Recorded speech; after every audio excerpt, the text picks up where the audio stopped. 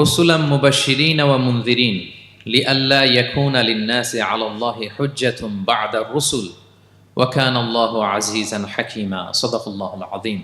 আজকের আলোচনার টপিক হচ্ছে আল্লাহ তাআলা কেন এই পৃথিবীতে রাসূল প্রেরণ করেছেন, রাসূল প্রেরণের উদ্দেশ্য কি, নবী রাসূলদের পরিচয় এবং তাদের বৈশিষ্ট্য, এগুলো নিয়ে আমি আজকে আলোচনা করব এবং নবী রাসূলদের জীবনী থেকে আমাদের আসলে শিক্ষা কি, লেসনটা কি, কি লেসন আমরা নিতে পারি, এই টপিকটা নিয়ে আলোচনা করব। টপিকটা কি সবার কাছে ক্লিয়ার?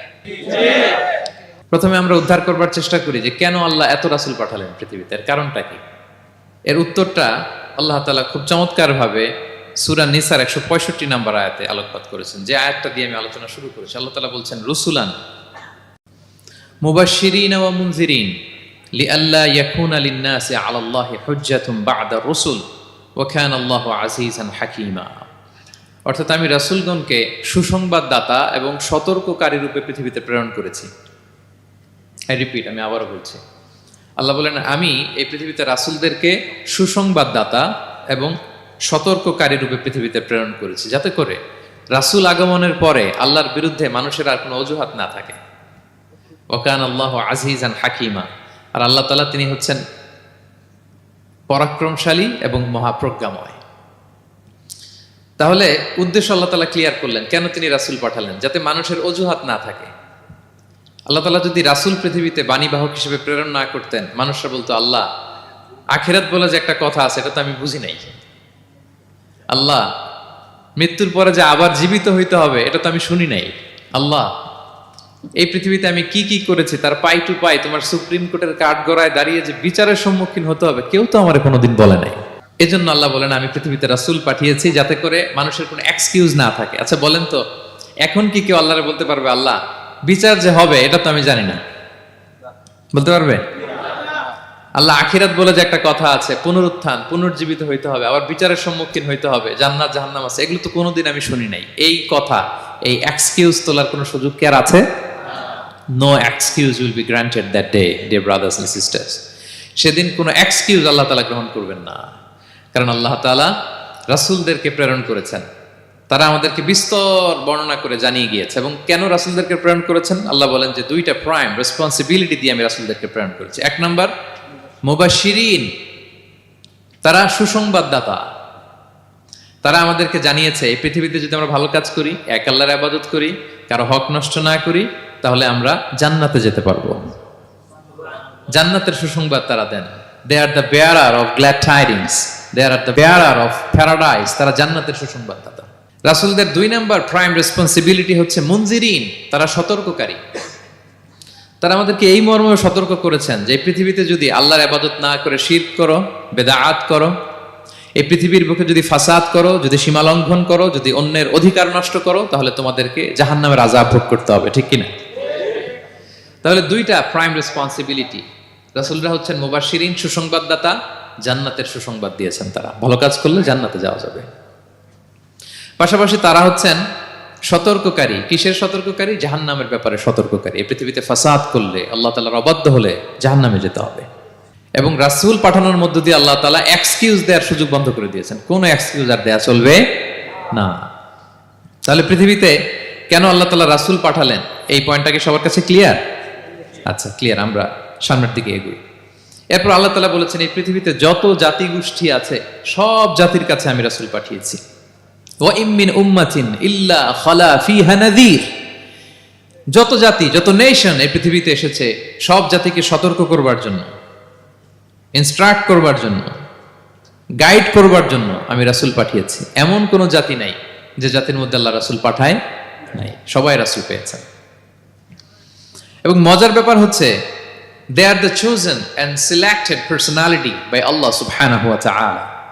রাসূলরা হচ্ছেন আল্লাহ তাআলার পক্ষ থেকে chosen এবং সিলেক্টেড। রাসূলদেরকে সিলেক্ট করেছে কে? আল্লাহ। তিনি বলেন ওয়া ইন্নাহুম ইনদানা লামিনাল মুস্তাফাইনাল আখিয়ার। নবীরা হচ্ছে আমার কাছে মনোনীত, আমি তাদেরকে মনোনীত করেছি এবং তারা হচ্ছে সর্বশ্রেষ্ঠ মানুষ। তার মানে এই আয়াত থেকে বোঝা গেল নবীরা সিলেক্টেড, তারা ইলেক্টেড না। ইলেকশন করে নবী হওয়া যায় না, নবী সিলেক্টেড এর মাধ্যমে হইতে হয়, সিলেকশনের মাধ্যমে। আর সিলেক্ট করেন কে? আল্লাহ। চুজ করেন কে? আল্লাহ। ইলেকশন করে নবী হওয়া যায়? আমরা পৃথিবীর সবাই মিলে যদি ভোট দেই যে আল্লাহ আমরা সবাই ভোট দিলাম এই হচ্ছে রাসূল, তাকে রাসূল হিসেবে আপনি কবুল করেন, হবে ইলেকশনে ভোট দিলে? আমাদের সাথে যদি ম্যানকাইন্ডের সাথে জিন কাইন্ডও যুক্ত হয়, জিনেরাও যদি বলে আল্লাহ আমরাও আছি, আমরাও দিলাম একটা করে ভোট, হবে রাসূল হবে? ফেরেশতারাও যদি যুক্ত হয়, ফেরেশতারাও যদি বলে, মানুষও ভোট দিল, জিনেরাও দিল, ফেরেশতারাও দিল, প্রত্যেকে একটা করেই দিল, ধরেন প্রত্যেকের ভোট গণনা করার পরে দেখা গেল বিশাল ভোট কাউন্ট হয়েছে, এখন তাদের এই ভোটের উপর ভিত্তি করে রাসূল হবে কেউ? হবে? কারণ নবী ইলেকশনে হওয়া যায় না, নবী হয় সিলেকশনে, আর সিলেক্ট করেন কে? আল্লাহু ইয়ালামু হাইসু ইয়াজআলু রিসালাতাহু, কাকে রাসূল বানাবেন, কাকে তিনি নবী হিসেবে অ্যাপয়েন্ট করবেন এটা তিনিই জানেন। শুধুমাত্র কেবলমাত্র একমাত্র আল্লাহ তাআলা সোললি এটাকে কন্ট্রোল করেন। কেউ চাইলে কারো ভোটে কারো ইলেকশনে নবী হওয়া যায় না। নবীরা হচ্ছেন সিলেক্টেড, চুজেন পার্সোনালিটি বাই আল্লাহ সুবহানাহু ওয়া তাআলা। তাহলে নবীরা নির্বাচিত নন, ওনারা মনোনীত। নবীরা কি নির্বাচিত? নবীরা মনোনীত। এখন কতজন নবী রাসূল আল্লাহ তাআলা পাঠিয়েছেন? আল্লাহ তাআলা সুস্পষ্ট করে জানাননি কতজন। কিছু কিছু হাদিস থেকে পাওয়া যায় লক্ষাধিক রাসূল, নবী এবং রাসূল আল্লাহ তাআলা পৃথিবীতে পাঠিয়েছেন। কিন্তু কোরআন আল কারিমে এই লক্ষাধিক নবী রাসূলের সবার কথা আল্লাহ তাআলা আমাদেরকে শোনাননি। আল্লাহ তাআলা মাত্র 25 জন রাসূলের কথা আমাদেরকে শুনিয়েছেন। কতজন? 25 জনের কথা আল্লাহ তাআলা শুধু আমাদেরকে বলেছেন, বাকিদের কথা বলেন নাই। কতটুকু আমাদের বলা দরকার এটা আমাদের চেয়ে ভালো জানেন কে? আল্লাহ ভালো জানেন। আল্লাহ তাআলা ভালো জানেন কতটুকু আমাদেরকে জানাতে হবে। যত রাসূল তিনি পাঠিয়েছেন, যত নবী পাঠিয়েছেন, সবার কথা যদি আল্লাহ কোরআনে বলতেন তাহলে কোরআন কি মাত্র 611 পৃষ্ঠার একটা বই হতো? 10 খণ্ড, 15 খণ্ড, 20 খণ্ড। তখন আমরা হাফেজ হতে পারতাম? হ্যাঁ, আমরা হাফেজ তরিকুল ইসলাম পাইতাম তখন? হ্যাঁ, তাকরিম পাইতাম? তখন তো হাফেজ হওয়া যেত না। এটা যদি 15 খণ্ড 20 খণ্ডের বিশাল ভলিউম হয়, হাফেজ হওয়া যেত না। এজন্য আল্লাহ তাআলা সব নবীদের কথা আমাদেরকে শোনায় নাই, মাত্র 25 জন নবীর কথা কোরআনে আল্লাহ শুনিয়েছেন। কতজন? আল্লাহ বলেন রুসুলান কদ কসাসনাহুম আলাইকা মিন ক্বাবলু ওয়া রুসুলান লাম নাকসুসহুম আলাইক। নবী হে, অনেক রাসূলের কথা আপনাকে শুনিয়েছি, আবার অনেক রাসূলের কথা আমি শোনাই নাই। যাদের কথা শোনানোর প্রয়োজন মনে করেছি তাদের কথাই আমি শুনিয়েছি।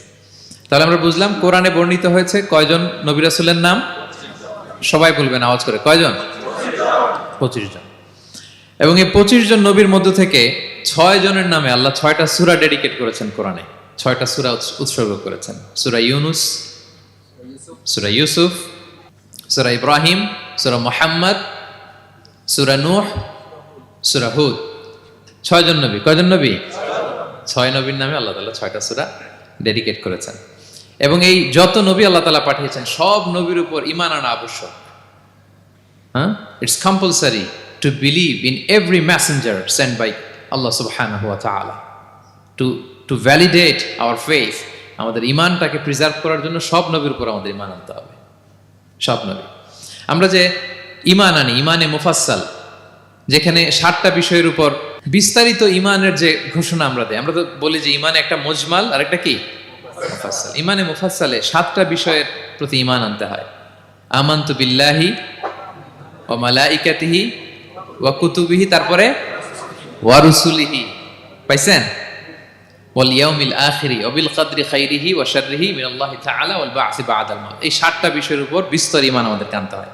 এই 7টার মধ্যে রাসূলদের ব্যাপার আছে না নাই? রাসূলদের উপর ঈমান আনতে হবে। যদি না আনি তাহলে আরকানুল ঈমান পূর্ণ হলো না, আমার ঈমান পরিপূর্ণ হবে না। তাহলে রাসূলদের উপর পূর্ণাঙ্গ ঈমান আনা এটা আবশ্যক। এবং এই সকল নবী এবং রাসূলদের একটাই ধর্ম ছিল। ধর্মটার নাম কি? সবাই বলুন, কি নাম? সবার একটাই ধর্ম, সব নবীর একটাই ধর্ম। কারণ আল্লাহর কাছে মনোনীত ধর্ম কয়টা? একটা। ইন্নাদ দীনা ইনদাল্লাহিল ইসলাম, আল্লাহর কাছে মনোনীত একটাই ধর্ম, সেটা হচ্ছে ইসলাম। এই যে ইহুদি বলে, নাসারা বলে, এগুলো ধর্ম না, এগুলো বংশ, গোষ্ঠী, জাতির নাম অনুসারে নামকরণ করা হয়েছে। যেমন নাসারা এসেছে, ঈসা আলাইহিস সালামের মা মারিয়াম ফিলিস্তিনের নাসিরিয়া শহরে জন্মগ্রহণ করেছেন। নাসিরিয়া, ওইখান থেকে আসছে নাসারা। ইয়াকুব আলাইহিস সালামের 10 ছেলে, এই 10 ছেলের মধ্যে থেকে এক ছেলের নাম হচ্ছে ইয়াহুদা। এই ইয়াহুদা থেকে এসেছে ইহুদি। কিন্তু সব নবীর ধর্ম একটা। আওয়াজ করে বলুন তো সবাই, সেটা কি? ইসলাম। সবার ধর্ম একটা ছিল ইসলাম। বিষ্ণু ইসলাম বলেন ওয়াল আম্বিয়াউ ইখওয়াতুন লিআল্লাতিন, সেই বুখারীর বর্ণনা, নবীগণ হচ্ছে একে অন্যের বৈমাত্রেয় ভাইয়ের মতো। বৈমাত্রেয় ভাই মানে মা ভিন্ন কিন্তু বাবা এক, এরকম হয় না? ধরেন আমার বাবা যদি একাধিক বিয়ে করে, তো প্রত্যেক স্ত্রী গর্ভে যদি সন্তান আসে, তো আমরা সবাই তো ভাই, কি বলেন? কিন্তু মা ভিন্ন। মা কি? তবে বাবা এক। নবীদের দৃষ্টান্তটা এরকম, আল আম্বিয়া ও ইখওয়াতুন লিআল্লাহ, নবীরা হচ্ছেন বৈমাত্রেয় ভাইয়ের মতো, তাদের মা ভিন্ন কিন্তু বাবা এক। বিষ্ণু ইসলাম বলেন উম্মাহাতুহুম শাত্তা ওয়া দীনুহুম ওয়াহিদ, তাদের শরীয়ত, তাদের বিধিবিধান এটা ভিন্ন ভিন্ন কিন্তু তাদের দিন কি? এক, সেটা হচ্ছে ইসলাম। সকল নবীর ধর্মের নাম হচ্ছে ইসলাম। যেমন ইব্রাহিম আলাইহিস সালামের ব্যাপারে আল্লাহ তাআলা বলেন মা কানা ইব্রাহিমু ইয়াহুদিয়ান ওয়ালা নাসরানিয়ান ওয়ালাকিন কানা হানিফাম মুসলিমা ওয়া মা কানা মিনাল মুশরিকিন। নবী ইব্রাহিম আলাইহিস সালাম উনি ইহুদিও ছিলেন না, নাসারাও ছিলেন না, উনি একনিষ্ঠ মুসলিম ছিলেন। কি ছিলেন? আল্লাহ নবী ইউসুফ আলাইহিস সালাম উনি সবসময় আল্লাহর কাছে দোয়া করতেন, আল্লাহ তাওয়াফানি মুসলিমান ওয়াল হিকনি বিসসালিহিন, আল্লাহ তুমি আমাকে মুসলিম হিসেবে মৃত্যু দিও আর সৎকর্মশীলদের সাথে অন্তর্ভুক্ত করে নিও। তো উনি মুসলিম না হলে এই দোয়া করতেন, আল্লাহ মুসলিম হিসেবে মৃত্যু দিও। সুলাইমান আলাইহিস সালাম রানী বিলকিসের কাছে একটা চিঠি লিখেছেন, এই চিঠি আবার পাঠিয়েছেন হুদহুদ পাখিকে দিয়ে। হুদহুদ পাখির ঠোঁটে করে এটা কামড় দিয়ে নিয়ে বিলকিসের রাজপ্রাসাদের ভেন্টিলেশনের ভিতর দিয়ে ঢুকে বিলকিস লাঞ্চ করে বিশ্রাম নিতেছিল, এর বুকের উপরে চিঠিটা রেখে ফুরুত করে উড়াল দিছে হুদহুদ। খুলে দেখে অদ্ভুত এক চিঠি, ইন্নাহু মিন সুলাইমান ওয়া ইন্নাহু বিসমিল্লাহির রহমানির রহিম। তো বিলকিসকে উদ্দেশ্য করে সাল্লাল্লাহু আলাইহি ওয়াসাল্লাম বলেছিলেন আল্লাহ তাআলু আলাইয়া ওয়াতুনি মুসলিমিন, বিলকিস অবাধ্য হয়েও না, বাড়াবাড়ি করো না, মুসলিম হয়ে আমার কাছে ফিরে আসো। কোন নবী বলছেন? তো উনি যদি মুসলিম না হতেন, উনি মুসলিম হওয়ার আহ্বান করতেন? প্রিয় ভাইরা, তাহলে সব নবীর ধর্ম একটা, সেটা কি? ইসলাম। সব নবী একই ধর্মের অনুসারী ছিলেন। এ পর্যায়ে আমরা কমন প্রফিটিক ফিচার্স, 10টা কমন ফিচার আছে যেটা সব নবীদের ক্ষেত্রে প্রযোজ্য। সব নবীদের ক্ষেত্রে এই ফিচারগুলো পাওয়া যায়। এই 10টা কমন ফিচার নিয়ে আলোচনা করব ইনশাআল্লাহ। এই 10টা কমন ফিচারের 1 নম্বর হচ্ছে আল ওয়াহি। সকল নবীকে আল্লাহ তাআলা ওহী পাঠিয়েছেন, রেভেলেশন, প্রত্যাদেশ। ওহী মানে সিক্রেট মেসেজ, যেটা নবী শোনে আর আল্লাহ জানে, দুনিয়ার মানুষ এটা শোনে না। নবীরা বললে কেবল শোনে। সুবহানাল্লাহ বলেন। সব নবীকে আল্লাহ এই ওহীটা পাঠিয়েছেন, জিবরাইল আলাইহিস সালাম মারফত ওহী পাঠিয়েছেন, অথবা সরাসরি কিতাব পাঠিয়েছেন, কিংবা সহিফা পাঠিয়েছেন। আল্লাহ তাআলা ইরশাদ করছেন ইন্না আওহাইনা ইলাইকা কামা আওহাইনা ইলা নূহি ওয়ান নাবিয়িনা মিন বাদি। নবী নূহ আলাইহিস সালামের পরে সব নবীদের কাছে আমি যেমনি ওহী পাঠিয়েছি, আপনার কাছেও আমি এভাবে ওহী পাঠিয়েছি। সব নবীদের কাছে আমি এভাবে ওহী পাঠিয়েছি। সূরা বাকারার শুরুতে মুত্তাকিদের সংজ্ঞা দিতে যে আল্লাহ তাআলা বলেন ওয়াল্লাযীনা ইউমিনুনা বিমা উনজিলা ইলাইকা ওয়া মা উনজিলা মিন ক্বাবলিক ওয়া বিল আখিরাতি হুম ইউকিনুন। মানে নবী হে, মুত্তাকি তো তারা যারা আপনার উপর যে কিতাব নাজিল হয়েছে এটার উপরও ঈমান আনে, ওয়া মা উনজিলা মিন ক্বাবলিক, এর আগে যত কিতাব নাজিল হয়েছে তার উপরও ঈমান আনে। তা আমরা যদি শুধু কোরআনের উপর ঈমান আনি হবে? তার আগে যত কিতাব, আসমানি কিতাব নাজিল হয়েছে এগুলোর উপরও ঈমান আনার দরকার আছে না নাই? বলেন বলেন। তাওরাতের উপর ঈমান আনতে হবে, জাবুর, ইনজিল, সুহুফে ইব্রাহিম ও মূসা সবগুলোর উপর ঈমান আনতে হবে। তো এই ওহীগুলো আল্লাহ তাআলা নাজিল করেছেন। তাহলে 1 নাম্বার কমন ফিচার হচ্ছে আল্লাহ তাআলা ওহী পাঠিয়েছেন, সব নবীকে ওহী দিয়েছেন। 2 নাম্বার ফিচার হচ্ছে same language of the people. নবীকে আল্লাহ তাআলা যেই জাতিগোষ্ঠীর কাছে পাঠিয়েছেন তিনি ওই জাতির ভাষাতেই কথা বলেছেন। ধরেন মালয় এলাকাতে যদি আল্লাহ নবী পাঠান আর ওই নবী যদি আরবিতে কথা বলে, তা আমাদের মালয়েশিয়ান ভাইরা বুঝবে? আচ্ছা, আরব দেশে যদি আল্লাহ একজন নবী পাঠান, ওই নবী ধরেন যে ম্যান্ডারিনে কথা বলে, চাইনিজ ভাষায়, আরবরা বুঝবে? চায়নাতে ধরেন আল্লাহ তাআলা এক নবী পাঠালো, সে ওখানে যে হিন্দি ভাষায় কথা বলে, চাইনিজ লোকেরা বুঝবে না। তাহলে যেই জাতির কাছে আল্লাহ পাঠাইছেন ওই জাতির ভাষা দিয়ে আল্লাহ নবীকে পাঠাইছেন। সুবহানাল্লাহ। আল্লাহ তাআলা ইরশাদ করেন ওয়ামা আরসালনা মির রাসূলিন ইল্লা বিলিসানি কওমিহি লিউবাইকিনা লাহুম।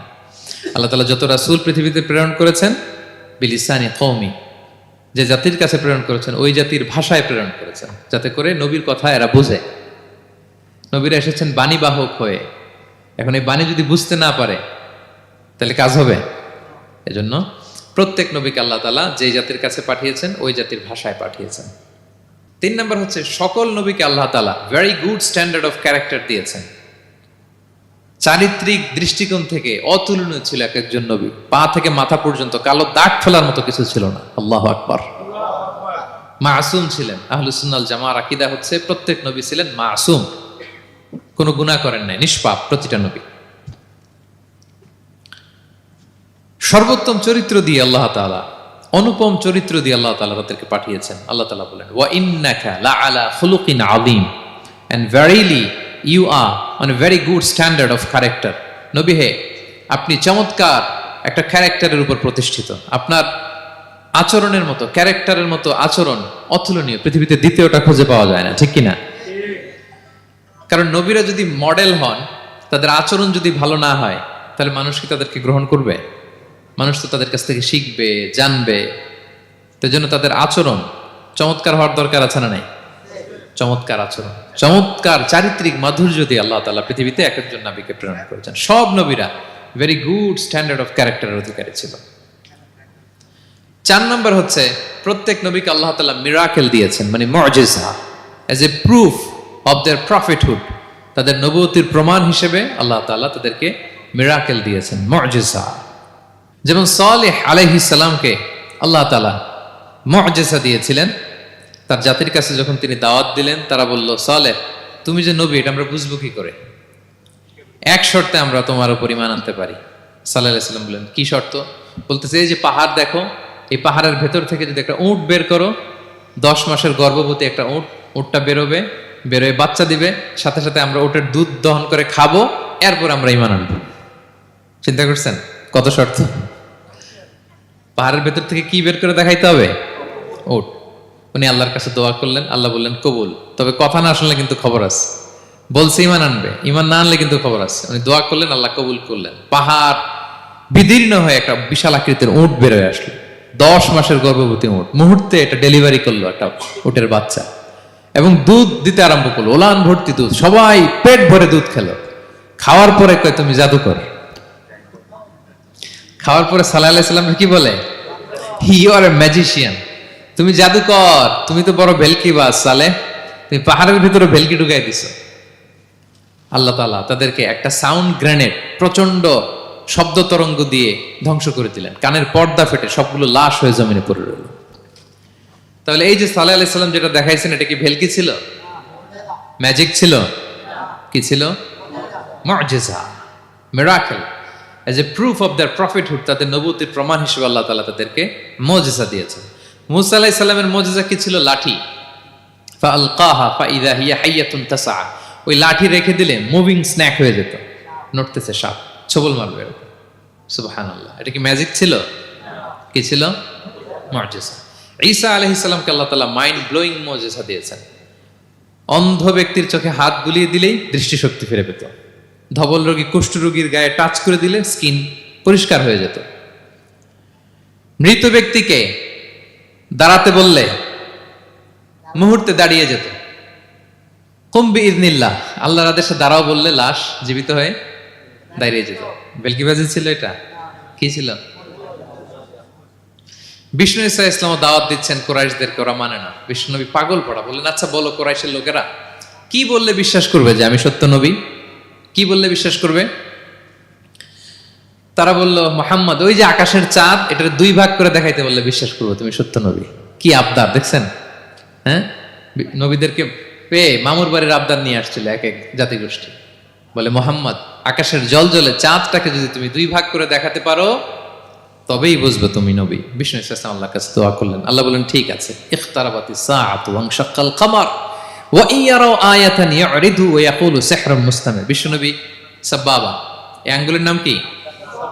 ইবহাম, সাব্বাবা, ওয়ুসতা, বিংসার, খিনসার।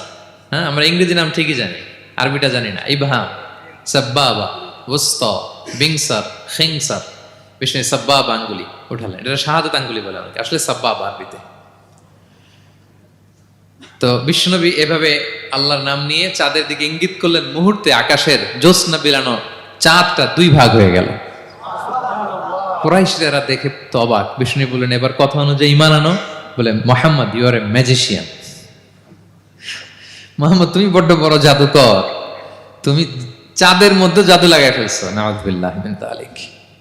তাহলে আল্লাহ তাআলা age a proof of their prophethood, তাদের নবুয়তের প্রমাণ হিসেবে প্রত্যেক নবীকে কি দিয়েছেন? মুআজিজা দিয়েছেন, সব নবীকে দিয়েছেন। 5 নাম্বার, সকল নবীর দাওয়াতি মিশন এক ছিল, একই মিশন নিয়ে নবীরা পৃথিবীতে এসেছেন। সেটা কি?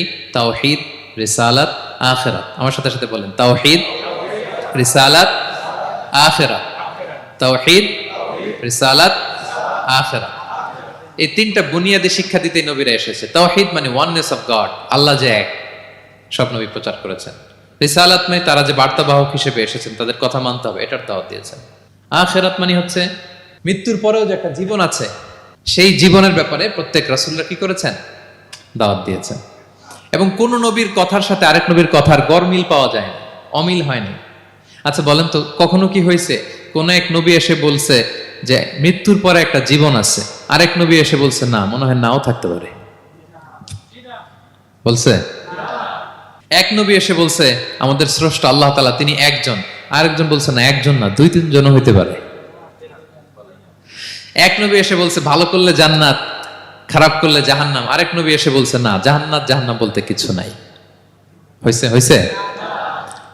কোন নবীর কথার সাথে কোন নবীর কথার কোনো বৈপরীত্য নাই, কারণ প্রত্যেক নবীরা মন গড়া কিছু বলতেন না। ওমা ইয়ান্তিকু আনিল হাওয়া ইন হুয়া ইল্লা ওয়াহয়ুন ইউহা। নবীরা কথা বলতেন একটা হেডকোয়ার্টার থেকে তথ্য পেয়ে। ওই হেডকোয়ার্টারটা কার? আল্লাহ। ওই হেডকোয়ার্টার থেকে যে ইনফরমেশন আসতো সেটার আলোকে নবীরা কথা বলতেন, বানিয়ে কিছু বলতেন না। সব নবীরা দাওয়াত দিয়েছেন, ইয়া কওমি ইবুদুল্লাহ মা লাকুম মিন ইলাহিন গায়রু। হে আমার জাতির লোকেরা, এক আল্লাহর ইবাদত করো, আল্লাহ ছাড়া অন্য কারো ইবাদত করো না। সব নবীরা বলেছেন ইন্নী লাকুম রাসূলুন আমিন, নিশ্চয় আমি তোমাদের কাছে বিশ্বস্ত রাসূল হিসেবে প্রেরিত হয়েছি। সব নবীরা বলেছেন ইয়াউমা লা তামলিকু নাফসুন লিনাফসিন শাইআ ওয়াল আমরু ইয়াউমা ইযিল লিল্লাহ। এমন এক দিনের মুখোমুখি হতে হবে কেউ কারো উপকার করতে পারবে না। নেতা কর্মীর উপকারে আসবে না, কর্মী নেতার উপকারে আসবে না, পীর সাহেব মুরিদের উপকারে আসবে না, মুরিদ পীর সাহেবের উপকারে আসবে না, হাজবেন্ড ওয়াইফের কিছু করতে পারবে না, ওয়াইফ হাজবেন্ডকে কিছু করে দিতে পারবে না। দিনটা বড্ড ভয়ঙ্কর। সব নবীর এই তিনটা দাওয়াত দিয়েছেন, তাওহীদ, রিসালাত, আখিরাত। তার মানে সব নবীর দাওয়াতি মিশন এক, এক অভিন্ন দাওয়াতি মিশন নিয়ে তারা পৃথিবীতে এসেছেন। 6 নাম্বার, এই পৃথিবীতে যত রাসূল এসেছে, নবী এসেছে, তারা প্রত্যেকে মানুষ ছিলেন। কি ছিলেন? নাকি জিন ছিল? ফেরেশতা? প্রেরিত সব নবীরা কি ছিল? মানুষ ছিল। মক্কার কুরাইশরা বলতো মা লিহাযা রাসূলি ইয়াকুলু আত-তাআমা ওয়া ইয়ামশি ফিল আসওয়াক। ব্যাপার কি, মুহাম্মদ আবার কেমনে রাসূল হয়? আমরাও বাজারে যাই, উনিও যায়, আমরাও বিয়ে করি, উনিও বিয়ে করে, আমাদেরকে মারলে কাটলে লাল রক্ত, ওনারও রক্ত বের হয়। তো তারা চাচ্ছিল, তারা বলতেছিল যে মানুষ না দিয়ে আল্লাহ যদি ফেরেশতা পাঠাইতো নবী হিসেবে, তাইলেই না ভালো হইতো। তালবাহান, এটার কি বলে? ফেরেশতা পাঠালে কি বলতো জানেন? ফেরেশতা পাঠালে বলতো ফেরেশতাদের তো ক্ষুধা লাগে না, এরা বুঝবে কি আমাদের কষ্ট? ফেরেশতাদের তো জৈবিক চাহিদা নাই, এরা কেমনে বুঝবে? ফেরেশতাদের তো খারাপ কাজ করার প্রবণতা, টেন্ডেন্সি নাই। আমাদের যে কষ্ট, দুঃখ, ফিলিং, সেটা তো ফেরেশতারা বুঝে না। ফেরেশতারা কেমনে আমাদের নবী হয়, এটা বলতো, ঠিক কিনা? তালবাহানা বলে কেমন রাসূল, আমরা যা করি তাই করে। আল্লাহ বলেন সব নবীকে আমি মানুষ হিসেবে প্রেরণ করেছি। বিষ্ণু ইসলাম বলেন ইন্নামা আনা বাশারুম মিসলুকুম, নিশ্চয় আমি তোমাদের মতোই মানুষ। তোমাদের মতোই কি মানুষ। তো পার্থক্য হচ্ছে ইউহা ইলাইয়া, আমার কাছে ওহী আসে, প্রত্যাদেশ আছে আল্লাহ তাআলার পক্ষ থেকে। তাহলে 6 নম্বর যেই কমন ফিচার আমরা জানলাম, আল্লাহর পাঠানো সবগুলো নবী এবং রাসূল তারা কি ছিলেন? সবাই বলুন, তারা কি ছিলেন? মানুষ ছিলেন। 7 নম্বর কমন ফিচার হচ্ছে আল্লাহর পাঠানো সব নবী এবং রাসূলরা ওনারা পুরুষ ছিলেন। কি ছিলেন? কোন নবী কি নারী ছিল বলেন তো? হ্যাঁ, নারী নবী আছে? নাই। নবী হওয়ার জন্য ম্যাসকুলিনিটি শর্ত, পুরুষ হওয়া শর্ত। কারণ নবীকে অনেক বড় বড় জিনিসের নেতৃত্ব দিতে হবে, মাঝে মাঝে মিলিটারি তৈরি করতে হবে, লিডারশিপ লাগবে, যুদ্ধ পরিচালনা করতে হবে। নারীদের পক্ষে এটা সম্ভব? কঠিন। আমাদের বোনদের অনেক ধরনের দুর্বলতা আছে, তাদের মাসে কিছুদিন তারা আল্লাহর আদেশে অসুস্থ থাকে, ঠিক কিনা? পিরিয়ড তাদের চলে, ওই সময় সালাত পড়তে পারে না, অনেক প্রতিবন্ধকতা তাদের আছে। বাচ্চা যদি ধারণ করে পেটে 9 মাস, ওনারা অসুস্থ। শেষের মাসগুলোতে তো কঠিন, জটিল অবস্থা। বাচ্চা ডেলিভারির পরেও 40 দিন ব্লিডিং আছে না নাই? তাহলে অনেক ধরনের জটিলতা আল্লাহ তাআলা ওনাদের দিয়েছেন। এজন্য আল্লাহ তাআলা নবুয়তের যে নবুয়তের গুরু দায়িত্ব, এটার জন্য আল্লাহ তাআলা পুরুষদেরকে সিলেক্ট করেছেন। আলহামদুলিল্লাহ বলেন। তাহলে যত নবী এবং রাসূল পৃথিবীতে এসেছিল ওনারা পুরুষ ছিল। আল্লাহ বলেন, ওয়ামা আরসালনা মিন ক্বাবলিকা ইল্লা রিজালান নূহি ইলাইহিম। নবী হে মুহাম্মদ, আপনার আগে যত নবী এবং রাসূলকে আমি পৃথিবীতে প্রেরণ করেছি তাদেরকে পুরুষ হিসেবে প্রেরণ করেছি, কোনো নারীকে আমি নবুয়তের মর্যাদা দেই নাই। 8 নাম্বার, প্রত্যেক নবীকে আল্লাহ তাআলা একটা গ্রুমিং, একটা ট্রেনিং সেশনের মধ্য দিয়ে নিয়েছেন। সেটা কি? সেটা হচ্ছে সবাইকে আল্লাহ তাআলা শেফার্ড হিসেবে কাজ দিয়েছিলেন, রাখাল হিসেবে।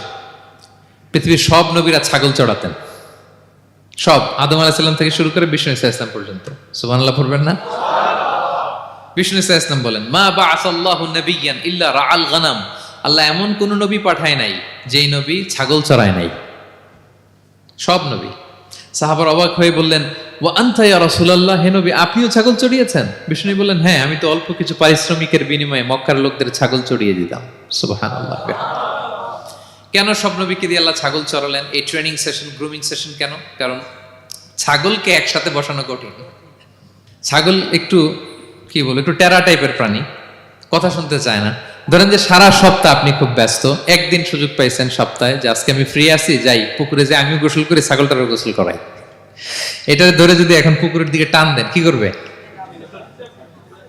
পা দুইটা এমন শক্ত করে মাটিতে ধরে রাখবে, আপনি যত টানবেন ওর ঘাড়ের চামড়া ছিঁড়ে যাচ্ছে, তারপরেও আসে না। এরপর ছাগলগুলোর একসাথে রাখা কঠিন, একটা নেচে ওদিকে যায়, আরেকটা লাফ দেয় এদিকে, আরেকটা ওইদিকে। এদেরকে যদি কেউ একত্রিত করতে পারে তাহলে এই জাতিকে, মানব জাতিকে একত্রিত করা তার জন্য একেবারে সহজ, পানি ভাত, ঠিক কিনা? এজন্য আল্লাহ এই মানব গোষ্ঠীর উপর লিডারশিপ কায়েমের আগে ছাগল চড়িয়েছেন। এবং যারা মরুভূমিতে ছাগল চড়ায়, যে শেফার্ড গুলো, যেই রাখালগুলো, তাদের অনেক শক্তিশালী হইতে হয়।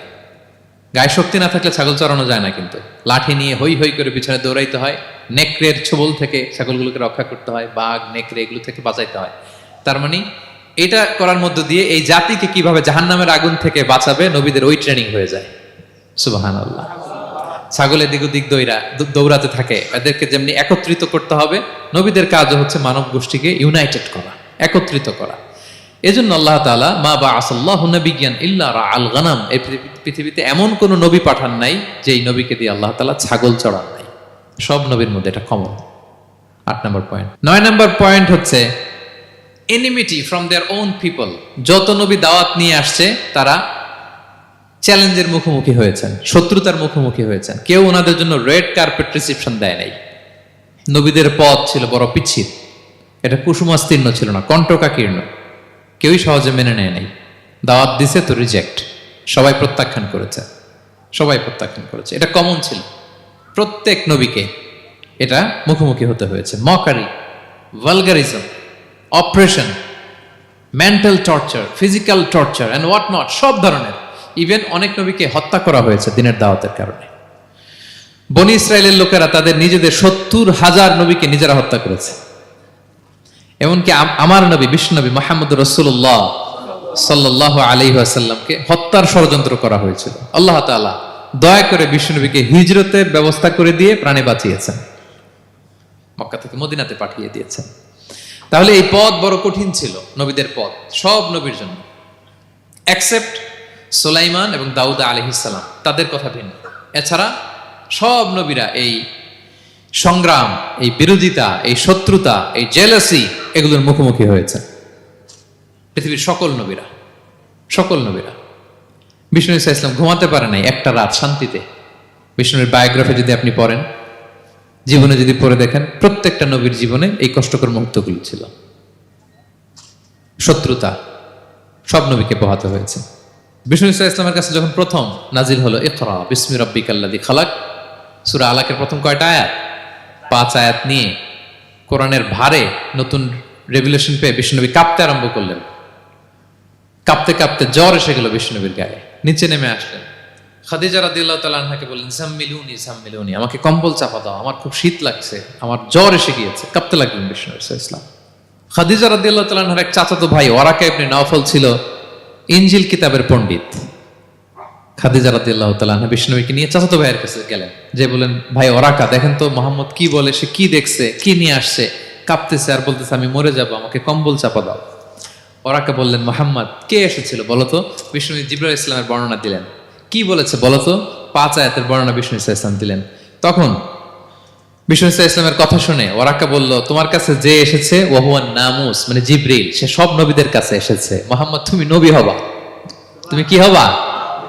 তুমি নবী হবা, আখিরি নবী হবা তুমি। যে তোমার কাছে এসেছে সে সব নবীদের কাছে ওহী নিয়ে এসেছিল। আর জেনে রাখো মোহাম্মদ, তোমার এলাকার লোকেরা একদিন তোমাকে এলাকা থেকে বের করে দিবে। ভবিষ্যৎবাণী করতেছিলেন। বিশ্বনবী বললেন, আওয়া মুখরিজিয়াহুম, আমার ভাই বেরাদার, আমার জ্ঞাতি গোষ্ঠীর লোকেরা আমার এলাকা ছাড়া করবে? ওরাকা বললেন, হ্যাঁ। লাম ইয়াতি রাজুলুন ক্বাত্তু বিমিসলি মা জিতা বিহি ইল্লা উদিয়া। তোমার মতো এরকম রিসালাতের দায়িত্ব নিয়ে যারাই কোনো জাতির কাছে এসেছে তাদের সাথে এরকম শত্রুতা করা হয়েছে। বিষ্ণু ইসলাম সেদিনের কথা শুনে, ওরাকার কথা শুনে অবাক হয়েছিলেন। তাহলে সব নবীদের ক্ষেত্রে 9 নম্বর কমন বৈশিষ্ট্য হচ্ছে তাদেরকে বাধার সম্মুখীন হতে হয়েছে। এখনো যারা নবীদের পথে চলবে বা চলে তাদের জীবনে বাধা বিপত্তি আছে না নাই? হ্যাঁ, তারা জেনে বুঝেই এই পথে এসেছে, তারা হিসাব মিলিয়েই এই পথে নেমেছে।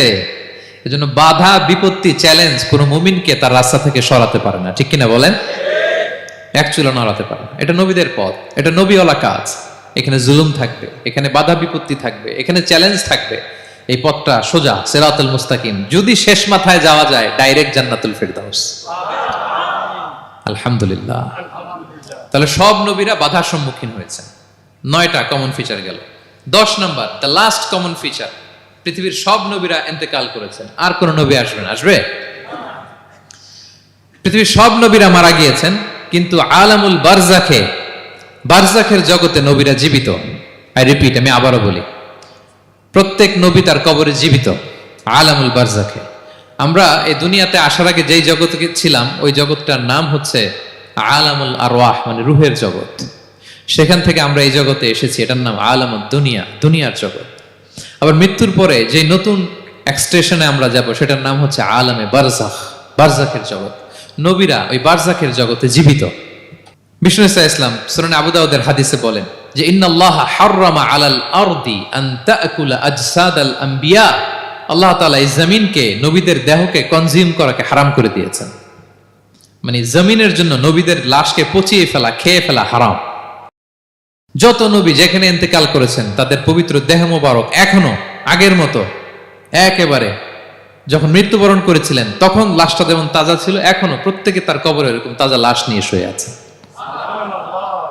প্রত্যেক নবী কবরে জীবিত। বিষ্ণু ইসলাম ওনার কবরে জীবিত। তবে এটা বারজাকি জগতে। এই দুনিয়া তিনি যেভাবে জীবিত ছিলেন ওইভাবে না, বারজাকি জগতে জীবিত। আমরা যখন প্যারা নবীর উপর সালাম পৌঁছাই, দুরুদ পড়ি, প্রত্যেক ফেরেশতা, একটা ফেরেশতা আছে এই দুরুদগুলোকে নিয়ে বিষ্ণুনবীর কাছে পৌঁছায়। আপনার বাবার নাম, আপনার নাম বলে ফেরেশতা বলে যে অমুকের ছেলে অমুক আপনাকে সালাম দিয়েছে। বিষ্ণুনবী কবর থেকে নিজে ওই সালামের উত্তর বলে, কারণ বিষ্ণু ইসলাম বারজাকের জগতে তিনি জীবিত। হায়াতুন নবী, বারজাকের জগতে তিনি জীবিত। আরেক হাদিসে বিষ্ণু ইসলাম বলেন, আল আম্বিয়া ও আহিয়াউন ফি কুবুরিহিম ইউসাল্লুন। নবীরা তাদের কবরে জীবিত, সেখানে তারা সালাত আদায় করে। নবীরা তাদের কবরে কি করে? সালাত আদায় করে। তাহলে এই 10টা হচ্ছে কমন ফিচার্স এবং প্রফিটস। সব নবীদের মধ্যে এই বিষয়গুলো পাওয়া যায়। সর্বশেষ পয়েন্ট হচ্ছে lessons from the life of the profits. এত নবী রাসূল যে আল্লাহ তাআলা আমাদের হেদায়েতের জন্য পাঠালেন, তাদের জীবনী থেকে আমাদের জন্য শিক্ষা কি, লেসন কি, এটা জানার দরকার আছে না নাই? বলেন, কি লেসন আমরা নিব? অনেক লেসন আছে। আমি সংক্ষিপ্ত পরিসরে 2-1টা বলি। আমি আমার মিজানুর রহমান আজহারি ভেরিফাইড ইউটিউব চ্যানেলে প্রফেট সিরিজ নামে একটা সিরিজ করেছি, 25 পর্বের। কোরআনে কয়জন নবীর নাম উল্লেখ হয়েছে? 25। আর আমার চ্যানেলে কয় পর্ব? তার মানে 25 জন নবীর ব্যাপারে আমি ওয়েল ডকুমেন্টেড ম্যানারে একাডেমিকলি আলোচনা করেছি। আপনারা শুনবেন, আপনাদের জন্যই করেছি, শুনবেন আপনারা। এবছর 21শে বইমেলায় আপনারা শুনেছেন আমার একটা বই প্রকাশিত হয়েছে। বইয়ের নাম হচ্ছে জেগে ওঠো আবার। এটা আমি নিজে লিখেছি। আরেকটা বই 6 খণ্ডের আমি সম্পাদনা করেছি, সেটা হচ্ছে ছোটদের নবী রাসূল। বইটার নাম কি? ছোটদের নবী রাসূল। সত্যায়ন প্রকাশন থেকে 6 পর্বের খুব চমৎকার গ্রাফিক্যাল ইউজার ইন্টারফেস দিয়ে আপনার সোনামণিরা, বাচ্চারা তারা জেনে যাবে যে তাদের আসল আইকন কারা, তাদের আসল সুপার হিরো কারা, তাদের অনুসরণীয় অনুকরণীয় ব্যক্তিত্ব হবে কারা। এই বইটা লিখতে সম্পাদনা করতে আমাদের অনেক চ্যালেঞ্জ আমরা ফেস করেছি, কারণ এটা আপনাদের জন্য লিখি নাই, লিখছি কাদের জন্য? বাচ্চাদের জন্য। সো আমি বাচ্চাদেরকে গল্প শোনাচ্ছি এরকম একটা ভাব নিয়ে লিখেছি। আমি বারবার ভেবেছি যে আমার ছোট্ট মেয়েটাকে যদি আমি শোনাই, ওকে বুঝাইলে ও কিভাবে বললে বুঝবে। গল্পের মতো করে খুব রস দিয়ে আনন্দ দিয়ে প্রতিটা বাক্য এভাবে সাজানো হয়েছে। 6 খণ্ডের ছোটদের নবী রাসূল সিরিজ, যদি সুযোগ হয় আপনারা সংগ্রহ করবেন।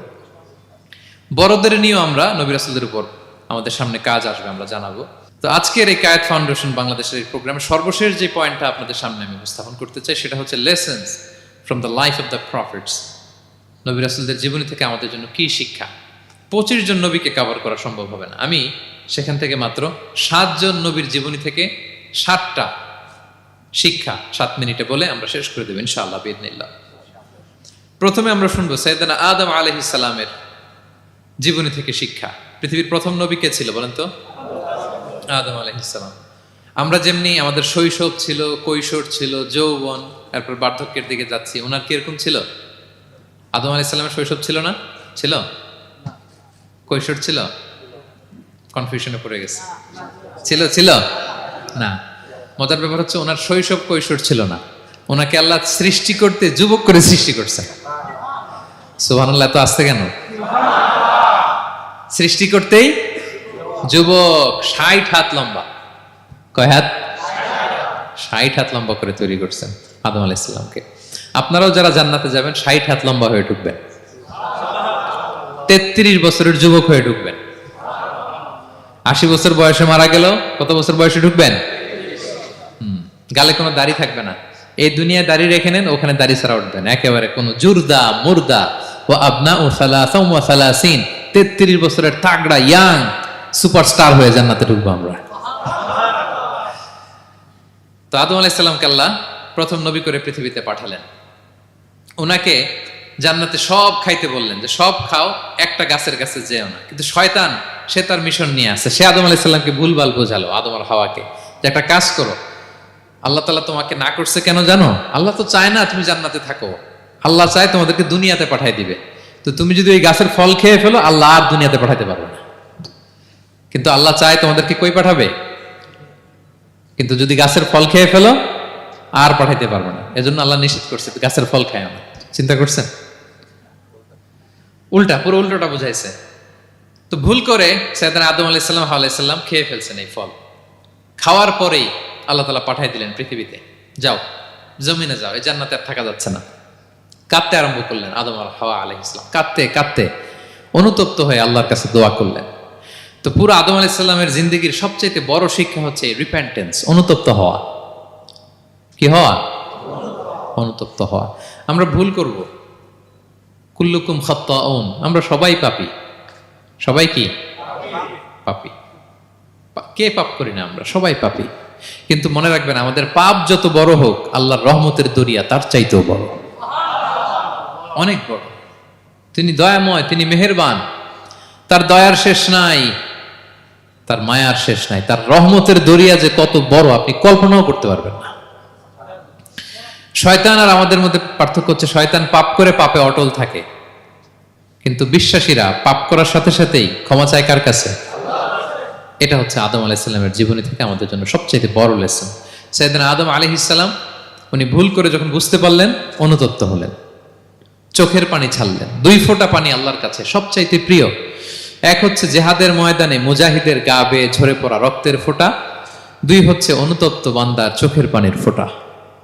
অনুতপ্ত বান্দা নিজের ভুল স্বীকার করে মাথাটা নিচু করে চোখের পানি ছেড়ে দিয়ে যখন আল্লাহর কাছে কাঁদে, তার চোখের পানি চোখ বেয়ে নাকের ডগা বেয়ে জমিনে ড্রপ করার আগেই আল্লাহ তার সব গুনাহ মাফ করে দেয়। সাইয়েদনা আদম আলাইহিস সালাম কাঁদতে আরম্ভ করলেন, কাঁদতে কাঁদতে অনুতপ্ত হয়ে দোয়া করলেন, রব্বানা যালামনা আনফুসানা ওয়া ইল্লাম তাগফির লানা ওয়া তারহামনা লানাকুনান্না মিনাল খাসিরিন।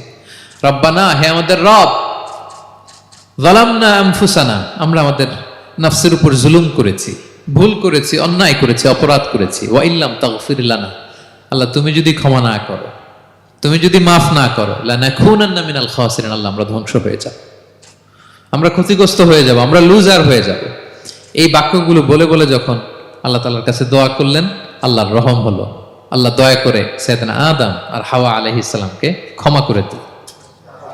ক্ষমা করে আবার জান্নাতের এন্ট্রির ঘোষণা দিলেন যে আবার দুনিয়ার জীবন শেষ করে আসো, যেখান থেকে আসছিলে আবার ওখানে ঢুকতে পারবা।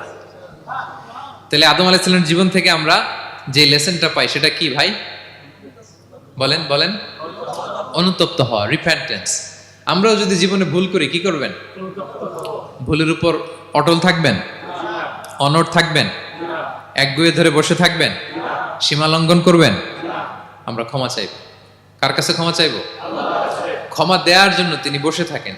শেষ রাতে আল্লাহ প্রথম আসমানে চলে আসেন। প্রথম আসমানে এসে ডাকতে থাকেন, আলা মিন মুস্তাগফিরিন আগফির আলা। কে ক্ষমা চাবা? কে পাপ করেছে, জুলুম করেছে বলো, আমি ক্ষমা দেওয়ার জন্য আসছি। আলা মিন মুস্তারজিকিন আরযুক আলা। কার রিজিকের দরকার, কার চাকরি নাই, কার ব্যবসা মন্দা, আমার কাছে চাও, আমি আল্লাহ বাড়িয়ে দেব। কার কি লাগবে বল, আমি দেব। আল্লাহ তাআলা দেওয়ার জন্য আসছে, আমি নেয়ার জন্য উঠতে পারি না। আমরা যেন আল্লাহ তাআলার কাছে চাই বেশি বেশি, এবং ভুল করলে যেন আমরা অনুতপ্ত হই। ভুল করলে আমরা কি হব? সাইয়েদনা আদম আলাইহিস সালামের জীবন থেকে আমরা এটা শিখলাম। 2 নম্বরে সাইয়েদনা নূহ আলাইহিস সালামের লাইফ থেকে আমরা কি শিখি? ওনার লাইফ থেকে আমরা শিখি হচ্ছে কনসিস্টেন্সি, মানে লেগে থাকা। ভালো কাজের জন্য কি করা? লেগে থাকা।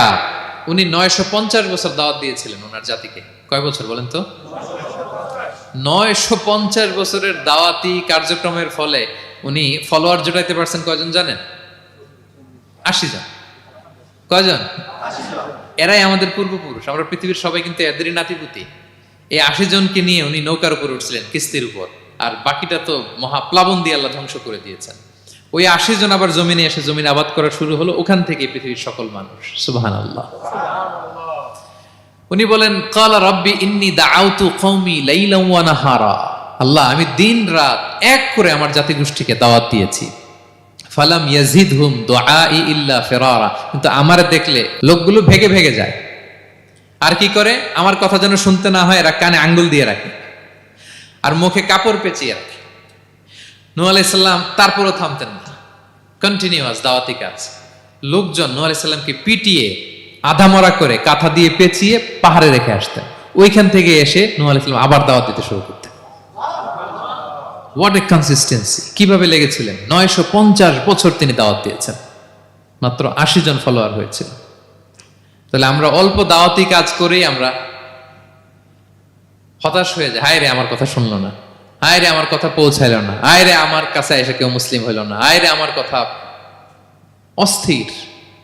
আপনার কাজ হচ্ছে পৌঁছে দেওয়া, আপনার কাজ হচ্ছে কোরআনের কথা মানুষকে বলা। এটা দিয়ে কতটুকু কি হবে এটার ফয়সালা কার? তাহলে নূহ আলাইহিস সালামের জীবনী থেকে আমাদের শিক্ষা হচ্ছে কনসিস্টেন্সি। 950 বছর উনি লাগাতার দাওয়াত দিয়েছেন, থামে নাই, হতাশ হয় নাই, হাল ছাড়া নাই। নবীরা কখনো হাল ছাড়ে না। সুবহানাল্লাহ পড়ে। 3 নাম্বার, ইব্রাহিম আলাইহিস সালামের জীবনী থেকে আমাদের জন্য শিক্ষা হচ্ছে ওবিডিয়েন্স, আনুগত্য। কি করে আল্লাহ তাআলার কাছে আনুগত্য করতে হয়। আল্লাহু আকবার। আমি মনে হয় 1 ঘন্টার উপরে আলোচনা করেছি আমার প্রফেট সিরিজ ইব্রাহিম আলাইহিস সালামের জীবনী নিয়ে। ওনার পুরো জীবনটা, আল্লাহ কোনো কিছু বলতে দেরি, আল্লাহর আদেশের সামনে মাথা পেতে দিতে ইব্রাহিম আলাইহিস সালামের দেরি হয়নি। আল্লাহ বলছেন আসলিম, ও ইয ক্বালা রাব্বুহু আসলিম ক্বালা আসলামতু লিরাব্বিল আলামিন। হে ইব্রাহিম, সারেন্ডার। সারেন্ডার। সুবহানাল্লাহ। ইব্রাহিম আনুগত্য করো। আল্লাহ আনুগত্য করছি। ওনার সন্তান হয় না। 86 বছর বয়সে একটা সন্তান দিলেন আল্লাহ তাআলা। আমাদের এখানে কার বয়স কত? সর্বোচ্চ বয়স কত আছি আমরা? এদিকে 60 বছরের উপর তো কেউ নাই, ঠিক কিনা? 86 বছর বয়সে আল্লাহ সন্তান দিয়েছেন, ইসমাঈল আলাইহিস সালাম। কত বছর বয়সে? সন্তানটা আদরের নাকি? হ্যাঁ, আদরের না?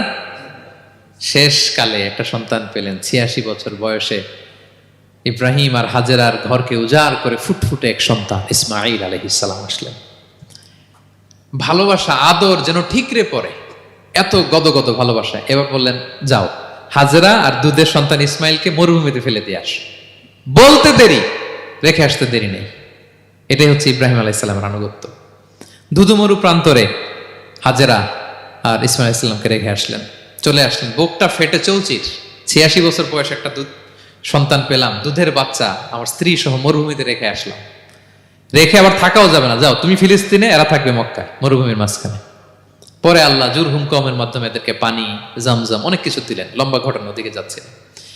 এরপর হৃদয় যখন ফেটে চৌচির হয়ে যায়, তখন আল্লাহ তাআলা বলেন, ঠিক আছে যাও, যা একটু ছেলেরা দেখে আসো। এবার যে দেখে ছেলেরা আরো মায়া লাগে, কারণ একটু বড় হয়েছে তো, এবার দৌড়াইতে পারে, হাঁটতে পারে। সুবহানাল্লাহ পড়েন। এবার যখন দৌড়াইতে পারে, হাঁটতে পারে, আব্বু আব্বু বলে ডাকতে পারে, মায়াটা যখন একটু গাঢ় হয়েছে, আল্লাহ বলে এবার ছেলেরা জবাই কর। দেখছেন কি পরীক্ষা? 86 বছর বয়সে সন্তান পেল, রেখে আসলো মরুভূমিতে, একটু বড় হইল, দেখা করতে গেল, এবার বলে জবাই করো। জবাই করো বলতে দেরি, ছুরি চালাতে দেরি হয়নি। কুরবানির ইতিহাস, লম্বা ইতিহাস, দিকে যাব। এরপরে আল্লাহ কবুল করলেন। এরপরে বললেন, বাপ বেটা মিলে মরুভূমির মধ্যে ঘেমে ঘেমে একটা ঘর বানাও। এরপরে ঘোষণা দাও মানুষকে, যেটা আমার ঘর।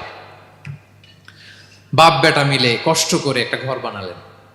এবার বললেন, আজান দাও, ঘোষণা দাও, সবাই যেন এখানে আসে। আল্লাহ কারে ঘোষণা দিব? কেউ তো নাই। বলতেছে, তুমি ঘোষণা দাও, এই ঘোষণার শব্দ পৃথিবীর সব মানুষের কর্ণকুহরে আমি আল্লাহ নিজ দায়িত্বে পৌঁছে দেব। আমরা যারা রুহের জগতেও তখনও ছিলাম, যারা লাব্বাইক বলতে পেরেছি, তাদের ঠিকই নসিবে ওই কাবা ঘর জিয়ারতের নসিব হয়ে যাবে। উনি ঘোষণা দিলেন, দেখেন কেউ নাই, ধুধুমরু প্রান্তর। আজকের মক্কাকে কল্পনা করেন তো কি অবস্থা। এই রমজানের লাস্ট 10 days অফ রমাদান আপনি জায়গা পাবেন? হজের চেয়েও বেশি মানুষ। কিভাবে আল্লাহ কবুল করেছেন, কিভাবে আনুগত্য, সাবমিসিভনেস, নিজেকে আল্লাহর কাছে পুরো সুপর্দ করা, এর নমুনা সাইয়েদনা ইব্রাহিম আলাইহিস সালাম পেশ করেছেন। তাহলে সংক্ষিপ্ত কথা হচ্ছে, আল্লাহ নবী ইব্রাহিম আলাইহিস সালামের জীবনী থেকে আমাদের জন্য শিক্ষা হচ্ছে অবিডিয়েন্স, আনুগত্য। কিভাবে আল্লাহর আদেশের সামনে মাথা পেতে দিতে হয়। পারা যাবে তো? হ্যাঁ, ওই ইব্রাহিম আলাইহিস সালামের রক্ত আমাদের দেহে বহমান। আমরাও নবী ইব্রাহিমের উত্তরসূরি। নবী ইব্রাহিমের আলাইহিস সালামের মতো আমরাও ইসলামের জন্য জীবন বিলিয়ে দেওয়ার দরকার আছে না নাই? বলেন বলেন। শক্ত পদে আমাদেরকেও এরকম স্যাক্রিফাইসের মেন্টালিটি অর্জন করতে হবে। অবিডিয়েন্স, আনুগত্যের শিক্ষা আমরা নবী ইব্রাহিম আলাইহিস সালামের কাছ থেকে পাই। 4 নম্বর, ইয়াকুব আলাইহিস সালাম, ওনার জীবনী থেকে শিক্ষা হচ্ছে পেশেন্স, ধৈর্য। আমাদের অনেকের ধৈর্য নাই, আমরা অস্থির, অল্পতে ধৈর্য হারাই ফেলি। ধৈর্য এমন একটা গাছ, এই গাছের সারা গায়ে অনেক কাঁটা, কিন্তু এই গাছের ফল বড্ড মিষ্টি। ধৈর্য এমন একটা গাছ, গাছের সারা গায়ে কি, কিন্তু ফলটা। ইয়াকুব আলাইহিস সালামের কলিজার টুকরা ইউসুফ আলাইহিস সালামকে ভাইয়েরা মেরে আহত করে কুয়ায় ফেলে দিছে। কুয়া থেকে নিয়ে মিশরে বিক্রি করে দিছে। এখন এতিম হয়ে আরেক জায়গায় থাকে, বাবার কলিজা ফেটে যায়, ছিঁড়ে যায়, কিন্তু কাউরে বিচার দেয় না, কাউরে কিছু বলে না। উনি বলে, ইন্নামা আশকু বাসি ওয়া হুজনি ইলাল্লাহ, আমার দুঃখ, কষ্ট, মনের জ্বালার যন্ত্রণা আমি একজনের বলি, তিনি কে? আল্লাহ। ধৈর্য ধারণ করলেন। প্রাপ্তবয়স্ক অবস্থায় ওনার ছেলে বানিয়ামিন, তাকেও হারালেন। আবার বলে, আমি কাউরে বিচার দিই না, একজনের বলি, তিনি কে? আল্লাহ। এই 2 ছেলের শোকে কাঁদতে কাঁদতে অন্ধ হয়ে গেলেন। আল্লাহু আকবার। সাইয়েদনা ইয়াকুব আলাইহিস সালাম একবার ধৈর্য হারা হন নাই। তাহলে আল্লাহ নবী ইয়াকুব আলাইহিস সালামের জীবনী থেকে আমাদের জন্য শিক্ষা হচ্ছে পেশেন্স। বিপদে আমরা কি ধরবো? ধৈর্য ধারণ করব। 5 নম্বরে, ইউসুফ আলাইহিস সালামের জীবনী থেকে আমাদের শিক্ষা হচ্ছে, he is the archetype of good character, উন্নত চরিত্রের মডেল। আমার যুবক ভাইয়েরা, কায়েদ ফাউন্ডেশন বাংলাদেশের আজকের ইফতার প্রোগ্রামে যুবক যারা এসছো, তোমাদের জন্য শিক্ষা আর্কিটাইপ অফ গুড ক্যারেক্টার, চরিত্র কিভাবে হেফাজত করতে হয়, এর মডেল, প্রেরণার বাতিঘর, তাগড়া যুবক, পৃথিবীর সবচাইতে সুন্দর পুরুষ ইউসুফ আলাইহিস সালাম। তাকে দেখে ওই সময়ের আরেক বিশ্ব সুন্দরী জুলাইখা প্রেমে মাতোয়ারা, গোপন কক্ষে নিয়ে প্রেম নিবেদন করেছে, বলেছে ইউসুফ কাক পক্ষে টের পাবে না।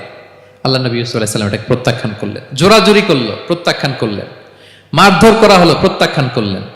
সবশেষে আলটিমেটাম দিল, যদি আমার কথা মতো না চলো জেলখানায় ভরবো।